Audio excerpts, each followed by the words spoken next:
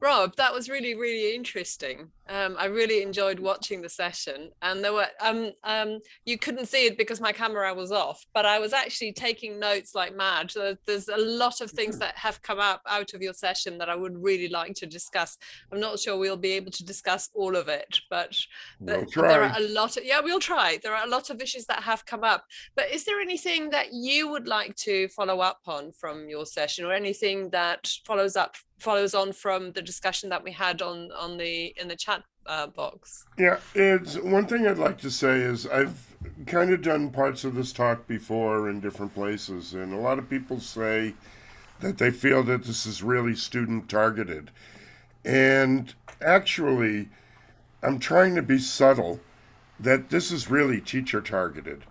Because in order for us to become the professionals that our students are going to need in the future, we've got to get these skills ourselves as teachers. And that's one thing I didn't want to push too much. I was hoping people would say, "Ooh, I need to learn that too." Yeah, And yeah, yeah, one thing,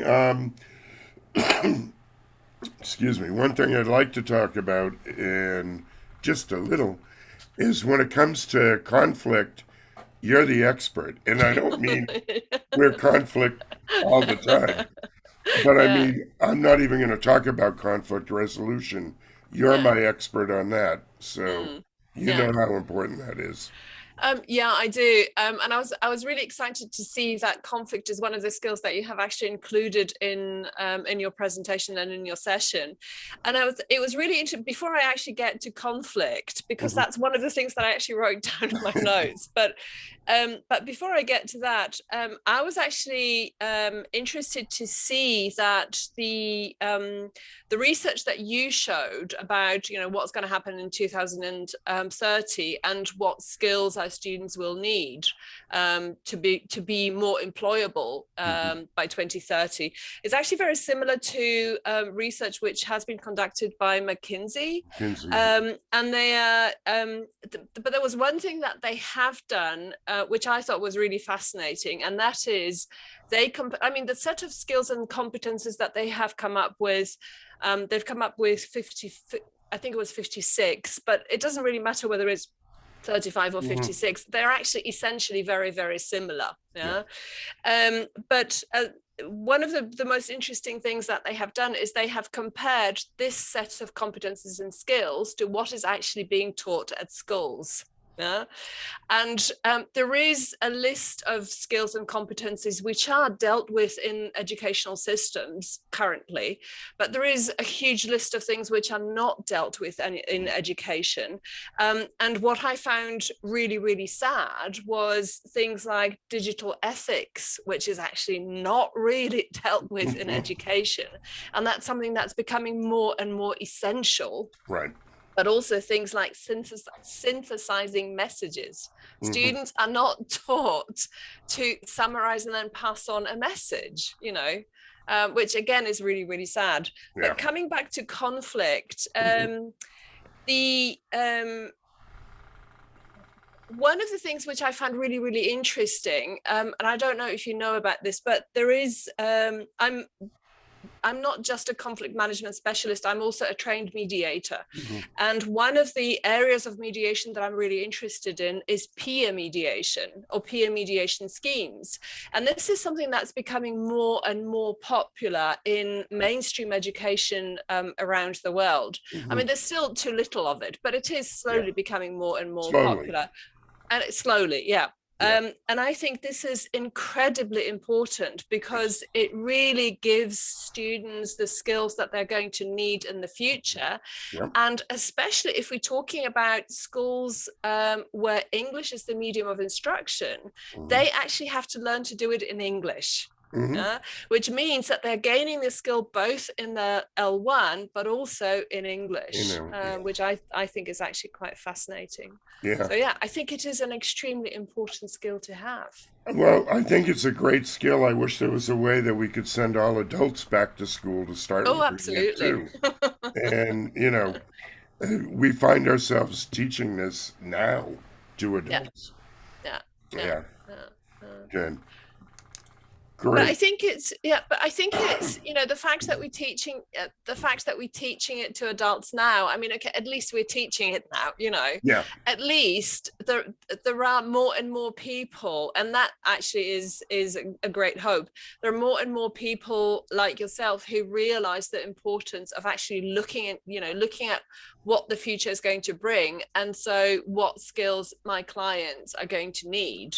Yep. And it doesn't matter whether we're talking about people who are already adults or whether we're talking about the 13-year-olds who will be entering the job market in 2030. Well, this is the thing, and if you look at, you go back to these reports that were done.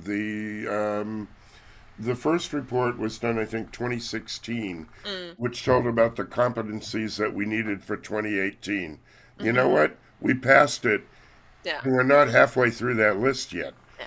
And now they're saying, okay, for 2022, what are we going to pick up? One more? So when we look at 2030, we're not going to be ready unless we make a change in the entire educational system. Yeah. And, Yeah. you said, and I agree with you, this should be mainstream. Yeah. I don't see it happening in reality. So let's start doing it as English teachers and Yeah. take advantage. Yeah. There's a lot of subject matter that they say we should be dealing with, like climate change, inclusivity, everything else. I think we need to work on basic skills first, like communication, before we even worry Absolutely. about the other. And I think, unfortunately, course books and English courses are taking the wrong direction because people don't come to me and say, yes, I need English classes so I can change the world.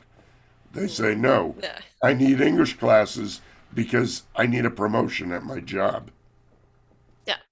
That's one of the reasons. Or they come and they say, I don't necessarily want a full-blown course. I just want maybe 3 meetings because Sure. I've got this presentation which Yep. is extremely important, and I need you to help me with this so that Yep. when I actually present, Mm-hmm. I'm going to be as professional as possible, and I'm going to make a really good impression on my boss or on my clients or whoever. Exactly. So I think it's actually kind of in a way it's much more narrowed down or much more Mm-hmm. focused than Yeah. what's happening in general English course books. Well, Yeah. this is why, I showed the slide there. You're a teacher, you're a coach, you're a mentor, you're what? Sometimes a therapist, everything. Yeah. Oh God, yeah. Because, we have to be adaptable. And, Yeah. being adaptable, one thing that I think really separates us as business English professionals from, let's say, a general English teacher, we have to be adaptable. Yeah. Because, for example, I prepared a great class today on phrasal verbs.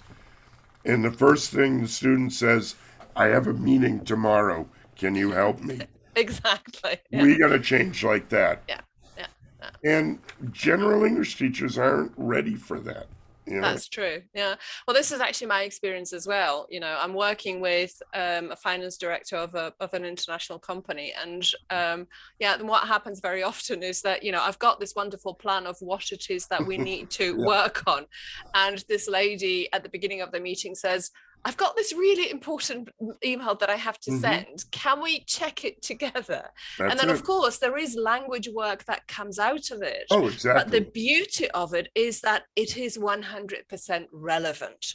And I think That's it. that is also one of the really important features of teaching teaching English for specific purposes, and Mm-hmm. teaching business English. Yeah. That what we do is, or should be anyway, 100% relevant to the Exactly. students' current needs, and those That's needs it. change as well. Well, that's it. I came from a course, teaching in a course with the background using course books and everything else. And, teaching sentences like, Aunt Sally and I go shopping on Sunday. Yeah. You know, I don't like going shopping. I don't have an Aunt Sally. How is that relevant to me? You Exactly. know, give me something that I can actually use. Yeah. And Gabby says it here, and I agree with this. Hmm. General English may not have that much of a future Hmm. because the younger we start teaching this in Hmm. school, Hmm. by the time they reach middle school, we could be working on these other skills Yeah. because Yeah. they already have English. Yeah. Let's Yeah. hope. Yeah. Let's hope. But that really goes back to your reflective questions. And so one of the things that you asked was, is there really much difference between general English and business English? And Maria has actually Mm-hmm. answered your questions on the forum, which Yeah. was fantastic. But Great. Thank yeah, you, Maria. you know, yeah. But the difference between general English and business English, um, I think I would probably, yeah, I think I tend to agree that general English is probably on the way out, and English for specific purposes is much more, Yeah. is going to possibly dominate. Um, and I think this is something that, just like, it kind of reminds me of our discussion, but also your input session kind of reminds me of a situation that I came across.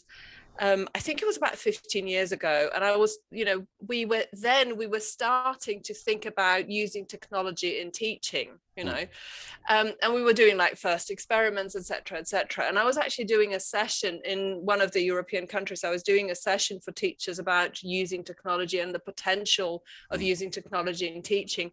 And there was quite a large group of teachers then. And yeah, as I said, it was 15 years ago, more or less, who were saying, but I'm absolutely fine without technology. Mm-hmm. Um, and I think it's probably going to be a very similar process in terms of English for specific purposes. Yeah. I'm fine doing general English.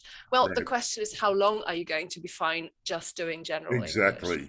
Unless you become more specialized in young learners and, moving down an age group Yeah, for who you're teaching, yeah, I'm afraid, unfortunately, they may be a little left behind yeah, yeah. because we need to skill up. And, I'm from business, which, Hmm. and, Yeah. I was a business person in the States before I became a teacher. And so I bring a lot with me from my background. Hmm. And a lot of people that we work with have business backgrounds. Now, a lot of people don't, Yeah, but they've learned. exactly. And Yeah. that's the key. We need to be open to learning. And again, I'm not saying you have to be a business expert because, as I always say, we're not there to teach them business skills. They got the job, they know the Yeah. business skill. Yeah. Yeah. We're there to help them communicate Yeah. what they already know in the language that we need. Yeah. And Yeah. Yeah. teachers need to Exactly. get ready for that. Yeah, absolutely. I think one of the issues that a lot of teachers raise in terms of kind of moving from being a general English teacher to being a business English teacher is precisely that you really need to invest a lot of time and effort into upskilling. Mm-hmm. But I think whatever the if you are thinking about um, if you are thinking about where you're going to be professionally in 5 years time, 10 years time, 15 years time, whatever you'll be doing, I mean, upskilling is something that is going to keep you afloat. Exactly. You cannot just rely on something that you learned at university or college, and just stick to that only, because the world changes, and the last 2 years have shown how dramatically and how incredibly fast the Mm-hmm. world can change. And if we don't keep up with that change as teachers, then yeah, it's going to be very difficult to keep afloat. We Well, need to be adaptable, as you said. yeah, and you bring up a perfect point with, just the fact of having to go online.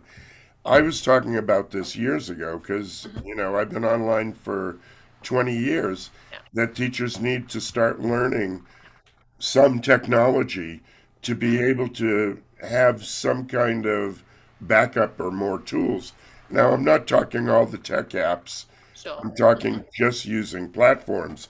And quite frankly, um, I've been to a few conferences in the past month, and teachers have been working with this for almost 2 years, and they're still not adept at Yeah. Yeah.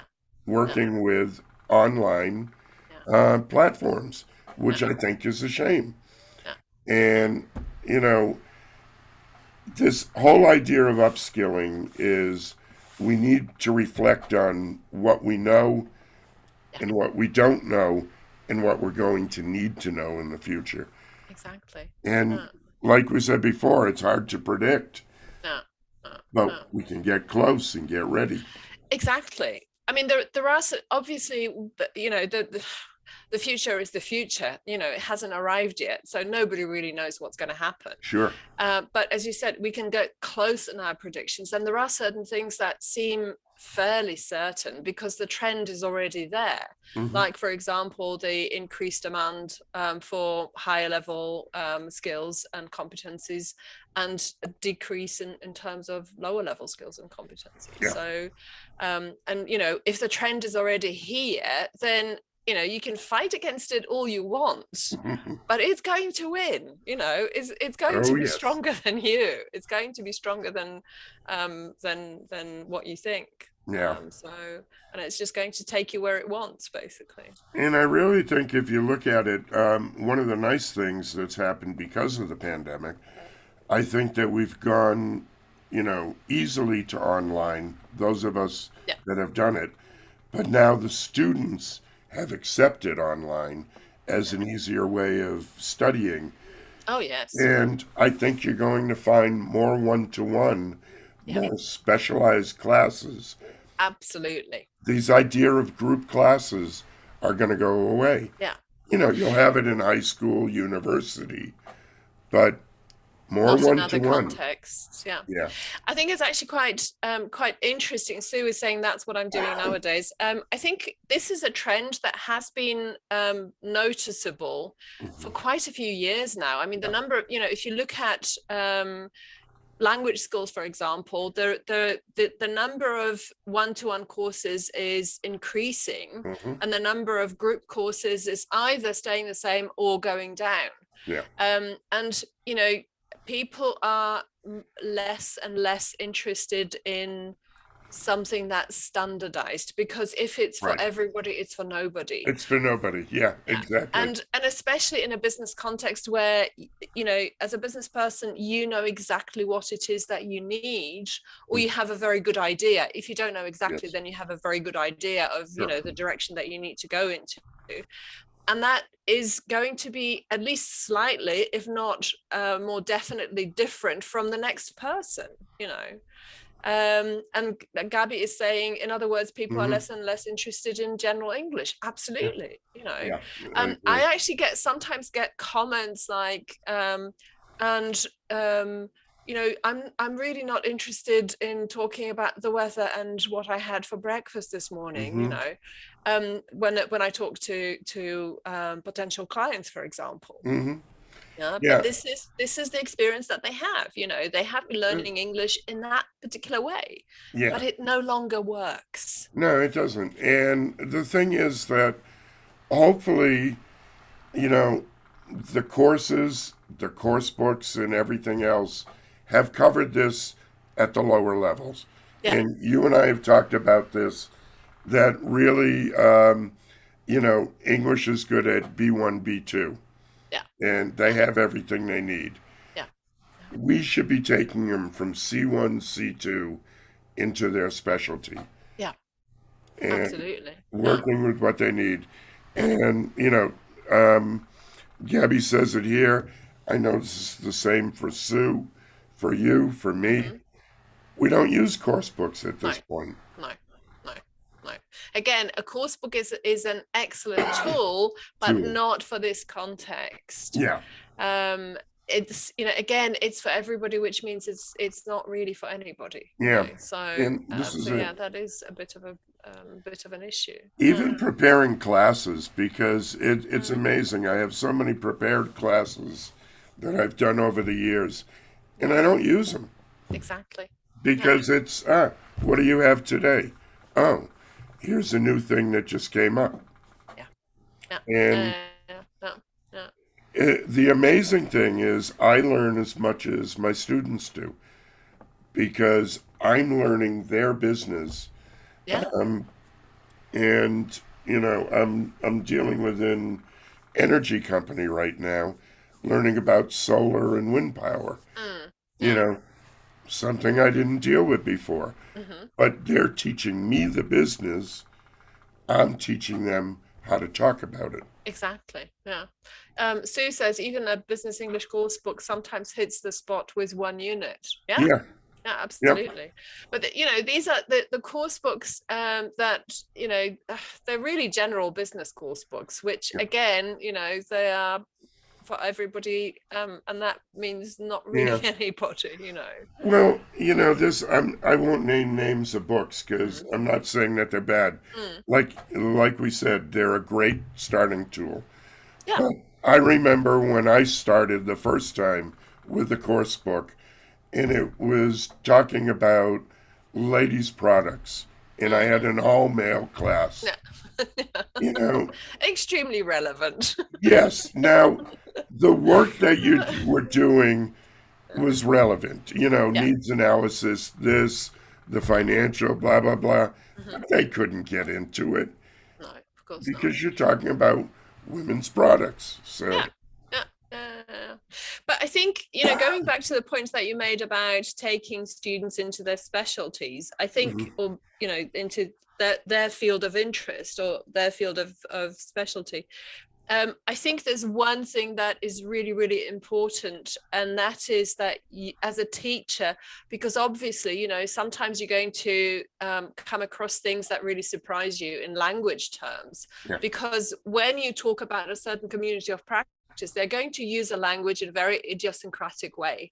hmm, And that may surprise you, yeah, and you have to be open to accept that sure, and not kind of,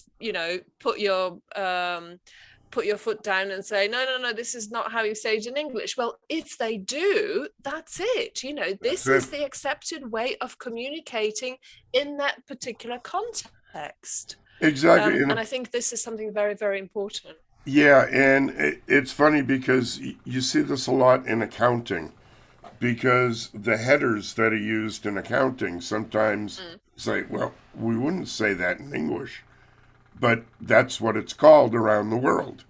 And exactly. it doesn't make sense to us as English speakers, but it makes perfect sense as an accountant. Yeah. We need to Yeah. learn just as much as they do. Yeah, I remember some time ago I was working with a lady who was at the time head of HR in a global company, Hmm. and I remember talking. And her level of English was really, really high, and I remember talking to her one day, and she started talking about somebody, and she said, and she noticed, and I was like, noticed what? I was like, no, no, she noticed. I said, well, noticed what? I said, no, well, it means that she resigned. She resigned. She Yeah. left our company. Yeah. I'm Yeah. like, okay, so that's how you use it. Yeah. Yeah. And this is this is the type of surprises that you will come across when you Yeah. start working with people from international companies, for Sure. example, where they do have their way of using language. Yeah, I had the same one with noticed, and I Yeah. was like, "No, you're misusing that." Yeah, exactly. And I said, "No, well, what do you say when you're going to quit?" And I Yeah. say, "You give notice." Yeah. And say, Yeah. "But that's not how we say it here." Yeah. Yeah. Yeah. Yeah, So yeah, precisely.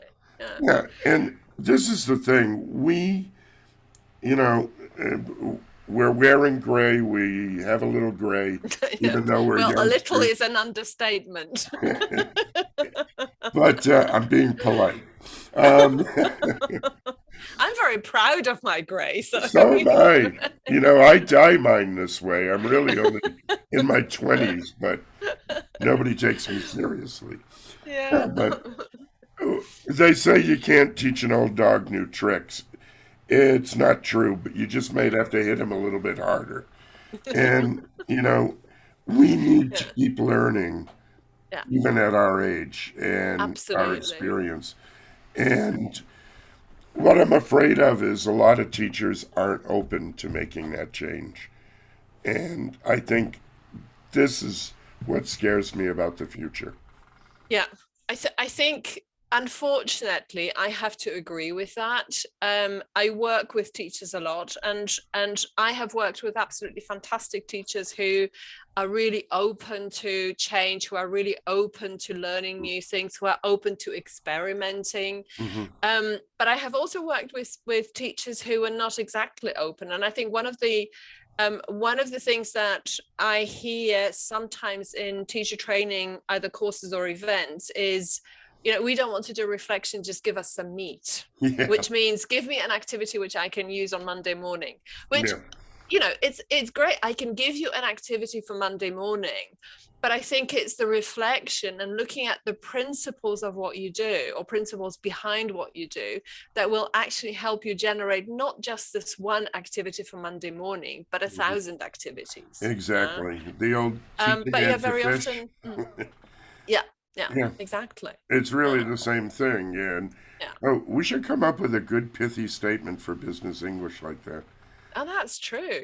You Yeah. could We'll teach need to your think business about it. English and they'll teach for a lifetime. Yeah. Oh, For there we go. example. Let me write Yeah. that down. Yeah. Okay. Do. But yes, I think because one of the reasons why it's true is that as business English teachers or trainers, we, as you said earlier, we need to be adaptable. We need to really react to what's going on around, and to how the business changes, Hmm. and also how the generations change, and Hmm. what it is that they need. And again, one of the things that we've been talking about at the BESIG conference is, how much feedback, for example, different generations need. Hmm. And the younger the people that we are looking at, the more frequent feedback they need. Yeah. And that means that we need to, knowing this, that means that we need to teach our clients who are in managerial positions to actually be able to To give give feedback. appropriate feedback, Yeah. to know how to do it. Yeah. Um, so you really need to look around you. You really need to follow the trends in order to Yeah. know what it is that you need to work on with your clients. Well, this is it. And, it's, as they say, an umbrella term Yeah. because there is no one type of business English teacher. No. No. Some people will deal just with the language. Mm-hmm. And then there's people that get into the skills, specifically like conflict, Mm-hmm. negotiation, leadership is big now. Mm-hmm. And these are skills where we're not just teaching English, but we're working on business skills in English. Yeah, So exactly. there's Mm. so many different aspects to being a quote business English professional. Yeah, yeah, And yeah. it's Uh, not like it was easy in the old days of courses. Oh, I teach young learners or I teach adults. That was mm-hmm. it. Yeah, It's not that no, way anymore. no, no, no, it isn't. No. One of the things that keeps coming up again and again is how much more we will all, not only in business English, but also in the so-called general English, how much more we will be involved in dealing with soft skills in English. And it's, sometimes I Yeah, get a question from teachers, this is not my area of specialty, why should I exactly. teach? Well, it's because that's what they're going to need, and my responsibility as a teacher is to make it possible for them to do it in the language that they're learning, and in my This case is it's it. English. So It's if, we're not per se teaching the soft skills in a lot of mm, cases, but most of the soft skills and most of those competencies involve the C word, yeah, yeah, yeah. communication. Communication, exactly. Yeah, And, yeah. how do you work with these skills if you Mm-hmm. cannot communicate? And how do you teach communication if you don't use the skills as a way of communicating? So, Exactly. this Yeah, is why we get this tie in and we yeah, need so yeah, much more. yeah, yeah. You know, But it also means that, because communication is at the core of what we do, we need to also be able to reflect on how we communicate. mm-hmm. And this is one of the things that, one of the sort of big learning, I don't know, but one of the things that I have actually learned while dealing with conflict management and mediation, Mm-hmm. the first thing that you need to do is analyze your own communication, look at how Correct. you communicate, Right. and be prepared to change it if what you do in communication is not necessarily effective. And this is also true, in terms of teaching people communication in the business context in English. Mm-hmm. We need to be ready to look at our communication, Yeah. also because we are, in a way, to a certain extent, but we are a model for our Well, that's it. clients. We're You role know, models, and yeah, we should be modeling in our class, like any classroom. yeah, That's one thing yeah, that's important that we do as teachers. yeah. Um, I'd like to just check, well, we still have time, if there's any questions. We have some shy people, because you and I can go on and Oh, debate absolutely. forever. And we usually We do, can. don't we? Yeah, we do. Yeah. But any other questions? Okay, so we're back to talking. Yeah. So, I'm great. always happy to do that. I just want to say that Sue has written that they have lost some fantastic teachers who couldn't work online. Yeah, Yeah. I mean, there are a lot of institutions which have lost really good teachers because, for whatever reason, they could not move online. They yeah, could not, or didn't want to move online, right. which is Well, sad. yeah, it is. It's transferable skills that didn't Yeah, transfer, exactly. and it is a shame. Yeah. And I think a lot of people who are used to working in large classrooms in a lecture type Mm, system couldn't make the adaptation to working one to one. yeah. Yeah. All of a sudden, what? You're asking me a question during the middle Mm, of my talk? yeah. How absurd. Yeah. Yeah. What? Yeah. I have to Yeah. think of an answer now? Yeah. No. Yeah. Yeah. But So, it's yeah. actually quite interesting when you look talking about teaching one to one. When I think about my kind of professional path, I used to really enjoy teaching groups, Hmm. because of the dynamics. Yeah. I Oh, really yeah. love group dynamics. Me too. So this is what I get when I train teachers now, or when Hmm. I train managers. I get to work with a group, and Yeah. that's great. Yep. And I always thought that one-to-one teaching is not something that I would, I'll do it, but it's not Hmm. something that I would really enjoy. But now I love it. I Yeah. really think that's one of the most interesting things that you can do, because you have this really close contact, Hmm. and you can focus your attention entirely on one person and this Exactly. person's needs. And for me, one of the most fascinating things about doing it is also that it's a learning process which goes both ways. I learn a lot from my clients, a Hmm. lot. I Yep. hope they learn as much from me, but I certainly learn a lot from them. I'm sure they do because I know I do. But Yeah. yeah, as Sue puts it here, it's the Mm. just-in-time element of one-to-one Yeah. teaching. Yeah, same with me. Is I like group. It's a little more difficult in the way I'm working now, but I especially miss working with groups of teens Yeah. because I wish I could be in the classroom now working on these business skills with teenagers because I think one of the mistakes that we've always made is we treat them like very young learners when we should be But they're teaching them completely as different. young adult learners Exactly. Yeah. and let them start working with these skills. You know, they can be doing collaboration. it's Absolutely. amazing negotiating Mhm. as 15, 16-year olds. I mean, these are the things that I really wish I had been taught at school, you Yeah, know. I had to learn these things as an adult, and yeah. I really believe that this is the stuff that should be taught in school, you know. I'll give you the perfect one, and I said it during the talk, is Mm-hmm. knowing your value. I wish all teachers were taught Mm. how to know their value. Value. Yeah. Because look at it, we get paid like janitors, yet we've got the education of a doctor, a lawyer, Yeah. and an Yeah. executive. And we've allowed ourselves to Oh, be yes. low Oh, value, yes. Oh, yes. I which, think this is, yeah, I think this is something that I am really sad about. I think as a profession, we haven't actually helped ourselves, quite the yeah, contrary, you know. We exactly. have actually shot our own foot, you know, Yeah, yeah. And which I think is very sad. it really is. And, Yeah. I do a lot of these talks about valuing yourself and Mm. how much to charge and everything else. And Yeah. people, oh, I can't do that.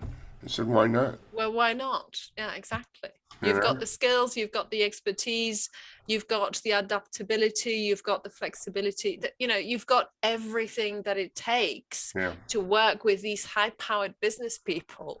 And Yep. you know, for them to treat you as an equal and for you to treat them as an equal, then why Sure. should there be such an incredible discrepancy in terms of Well, payment, you know? I look at it like with a therapist, Mm, In Brazil, it seems like everybody's on therapy when I was there. mm, yeah. And they talk about it openly. And they would say, Mm, oh, yes, I go to the therapist once a week for the past 5 years. And how yeah. much do you pay? Like 5 times more than they want to pay their English teacher. Yeah, And I exactly. said, wait a minute, there's a difference here. Because if I do my job right, you're going Mm, to go away. So yeah. I get results. Yeah. Yeah. What Yeah. therapist has ever said, you're cured, go home? Yet they're charging 5 times what we charge, Yeah. you Yeah. know? Yeah. And in Brazil, it was like we were saying before, um, getting your hair cut. People pay more for a haircut than Yeah. for an English class. Yeah. And think of Yeah. what an English class is giving you. A Yeah. haircut, how often do you go? I need one every, I get one every 6 months, but I need one every month. Well, no, I don't. Well, I get one every 6 weeks, you know, Yeah, maybe 5 weeks. yeah. So, But yeah, yeah, but yeah, that's it. We have to think of ourselves as the professionals that we are. yeah, yeah, And by upskilling, that means charging more. yeah, yeah, yeah. I couldn't agree more.